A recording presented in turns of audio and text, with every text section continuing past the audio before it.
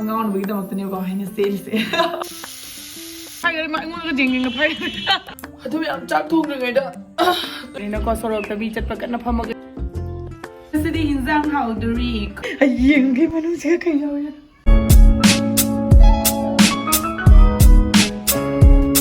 Hello everyone, मैं अपने mic channel they तराम नौचरी अदुम yam ngasi video sidi ai adu makha makha da hire ge ko ngasi ahan badai makeup to doini ai ozi ama ba makeup am ko yam aina handa canteen le chapada sigi lipstick ahum kak se lore ba ko haidi ai se color to pase ka ya tha de ba ko adu na handa try to ga na do aina si sidi thare adu si shu thare adu ga si se tharo thari bang ngasi do si se oina thara ge ba ko si su thari thagre adu si se thari Yam ngang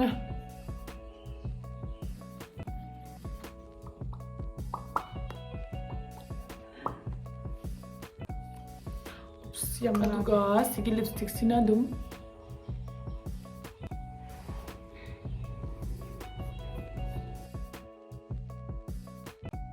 Kona rabo ke nung to hina thai mathak yo man khara male adu myam se le chandon chandon se kuire ba ko thin da ba yam thinning nge ngasidi thindar ke adu ka ke thara ke am live na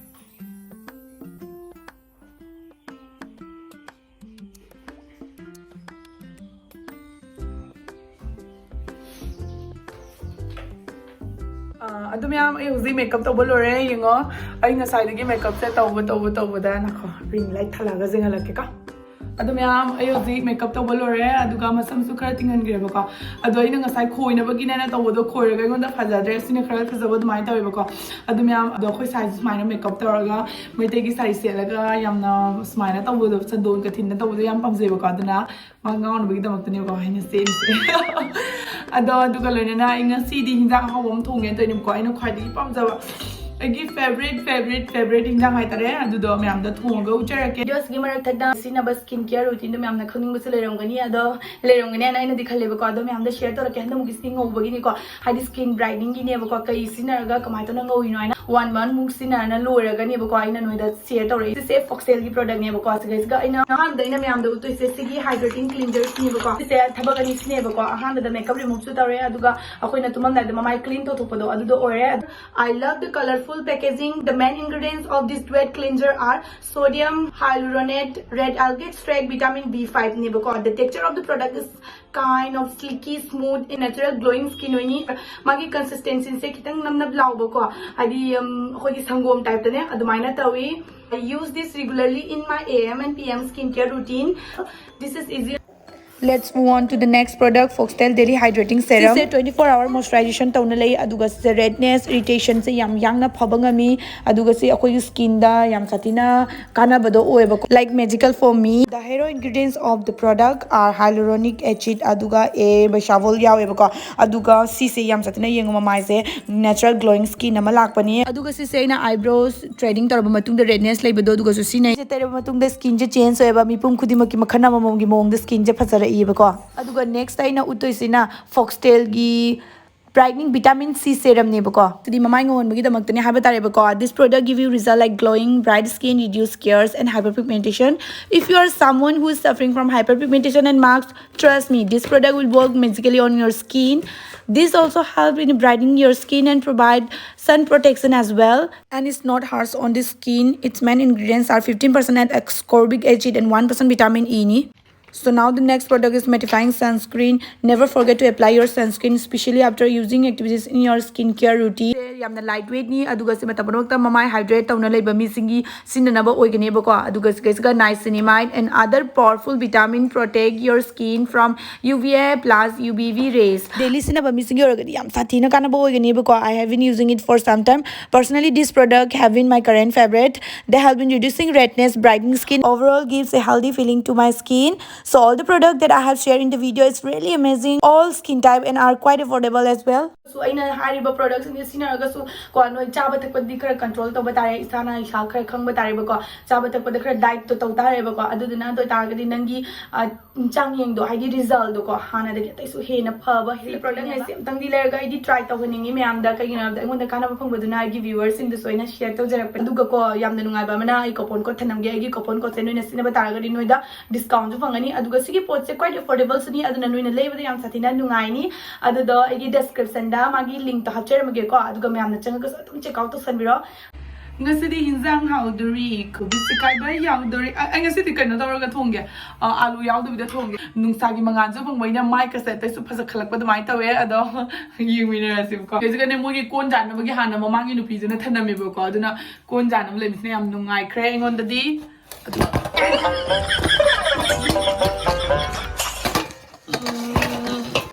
Kamendang ko mo masam thado ga chainang thongi kan ha kania do ai chainang thongi se masam se patana hado ga kendra kan do ga thongi ni ko kaina da khra phajana ba gyana ada khong ga thiyo thongdre ne thongi se thumbnail silo se kitang to ba ya de ko adu yam chak thong ngai da to ki nu tilo ko ka da boy ayo ma ya ga I know cherry basi khara sina thong to ni bako ko mami duna sidalare tan tara se ay hojik thong ga chathar to ni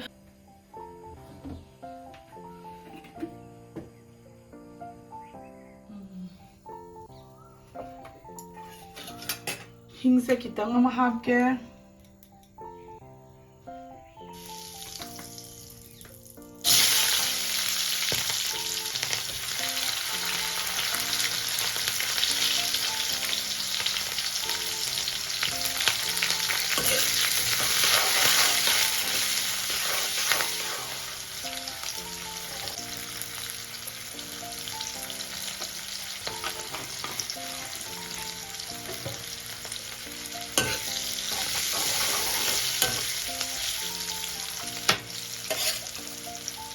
Salam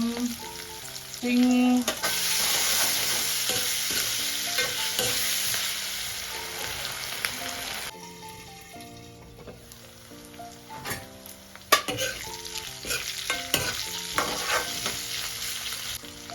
Dale bako Yai ngong Maroy Ay masala di am thau ko Tejpata ja ni tang thada ge ko Ngadagi Morok sonda yam hap khrabani na chamos machani ka sina masak phajana bagi Kashmiri mirch to masak phajana bagi si khatang mo hap age sina maroi makup powder matung do khatang hap age manamgi mai masala ngai se mai se dim da tor ga ngatang ngobi ani bako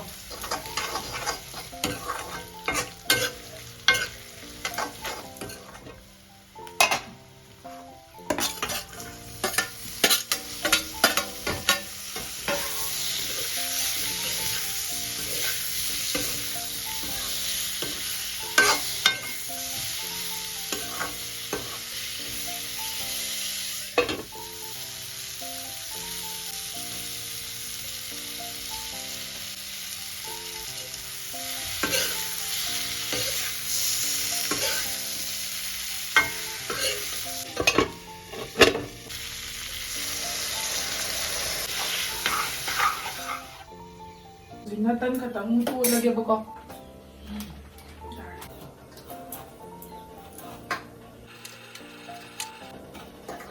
Anam nupa ngai na di nupi ki thabak se thau sa de do nupi am na suri be thabak se kyam jamino mayam yengo tan ka se tak tana ho dana jung jung Injang lore hoji sina beson gi bread ka tawbado dore tin gar tare se nga sen ta lokot ke nga sen ta na Bang se Sele na nga se se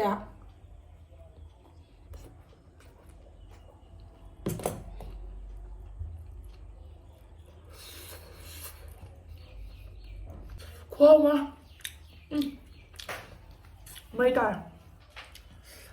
Asli pamjaba masih dia Yang tiap Sele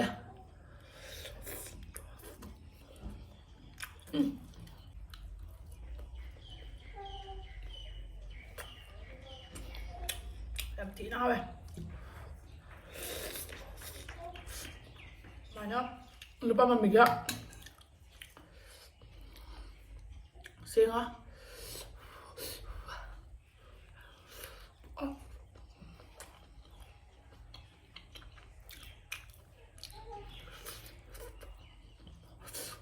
mấy thằng đời có đang ngay mình không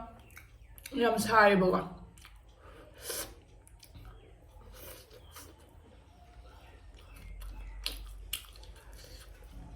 이 짜가 등 부드럽게 짜가 더 그냥 hóng mẹ em ấy nhang chào món như nào ấy chắc cái tấm bề một quả chắc cái chả kìa chắc cái chả bạn hóng như nhang kìa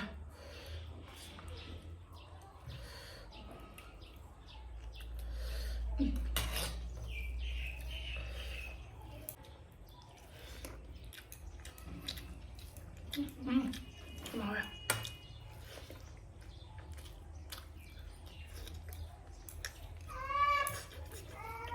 nhạc lên là lạ kìa bà con một tao chào như tao xì bên à chắc đi dùng nè chưa cái đợt đó tu chị nghĩ nè tu cái đợt đó chắc đi xí đi trời trời sân màu nó lại yêu hả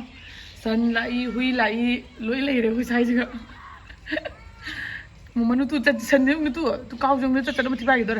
mà thu nhung cái tu mất thi bài mà phai cái đấy à mà phai cái đấy mà anh muốn cái gì nó phai anh ngôn nó jing nó phai cái đấy tao gì nam imai chao ji kishum to ngai lai ta na akhoi chaba lura bani na sorok ta mi chat pa se na ko sorok ta mi chat pa kan na phama ga yinge ba ko siga phama ga macha thoi su kan na sorok ta mi chat pa yenge ai su yenge yam nu ngai bom so gi thang na manu pa do lak to ya na ngasi moi gi mapot ma chai ne akhoi thanam ba ko ado ai yeng gi manu se kai yo ya yeng se yeng mu se khang de bu yeng su kai dor ga da yeng tho ge ko du mo shu lak tro bani na ngon da khara ni thamoi na pidam bani ba ko wala mi lak pro mo gi cha na thak no po chei ni da si di yam na hang dok pa di ki je ko da su lam na ne lap tak na no da yum yeng halak ke adu mo shu laga cha na ba gi thau si kai na o ngang gi cha na kai nu si na garam masala kari kara dugumbodo na dum amushu laktro bani ba ko dugi ai jumda si se kharani thambi wana thamamini ado yeng thokre mayam ai gi video si swice ga lo shin jarage ngasi gi di bye bye